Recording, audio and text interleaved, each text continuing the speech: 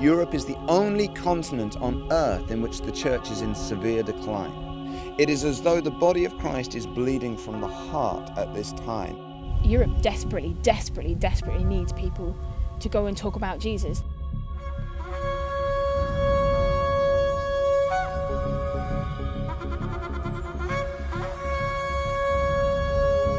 While the church worldwide experiences unprecedented growth, churches across Europe are closing their doors.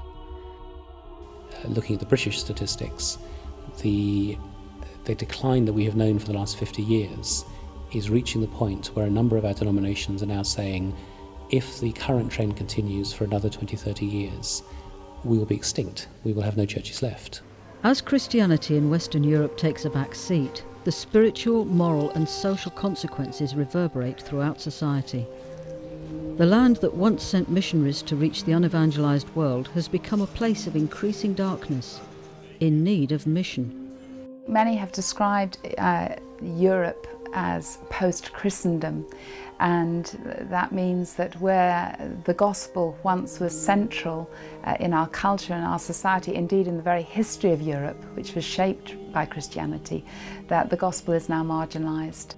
While the church struggles for its very survival, the remnant of faithful Christians face another great challenge: how to deal with a massive migration of foreigners that have come to work and live in their cities.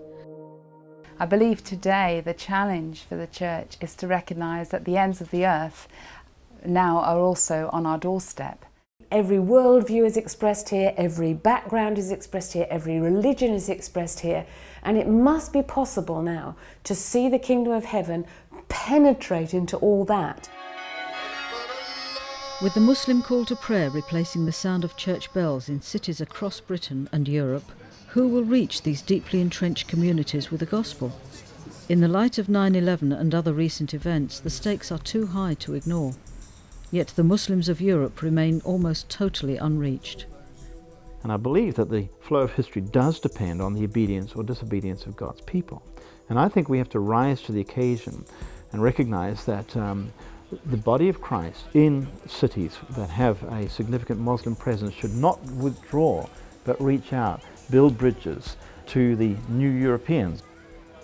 One of the most encouraging signs of hope for Europe is the children of mission who have left their nations to come to the land of their spiritual fathers. So we feel indebted to the church in the continent of Europe, and there's that feeling we want to give back from those who brought to us such value. Brazilians Lauro and Castelli left a successful ministry of 10 years in India to come to Belgium, a place they found to be spiritually even more needy than India.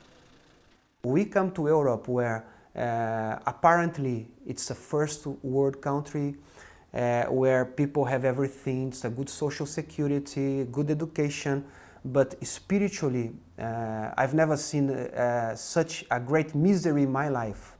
So I think for us coming here into Europe is like, for us we are saying thank you Europe, because one day you came to us and now we see the need in Europe.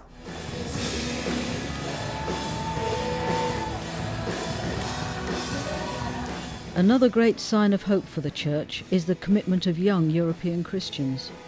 It's going to take young people actually starting to live what they say they believe for Christianity to take root in Europe again. An international prayer movement called 24/7 is inspiring Christians around the world with a passion to pray. 24/7 prayer is for any age, but has struck a chord with Christian young people. As we have journeyed with God, He has really spoken to us about turning the prayer into mission. So I would say that we have moved from being a prayer movement to being much more a mission and justice movement that has realized that the heartbeat, the center, the lifeblood must be prayer. A call to mission and prayer for Europe resounds to the church around the world. I want people to pray for Europe because God is doing something marvellous here.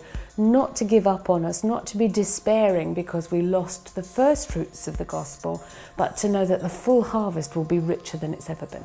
It's time to give back to Europe what it so sacrificially gave out to the nations. And it's time to invest lives, money, time and everything back into Europe and believe God for revival.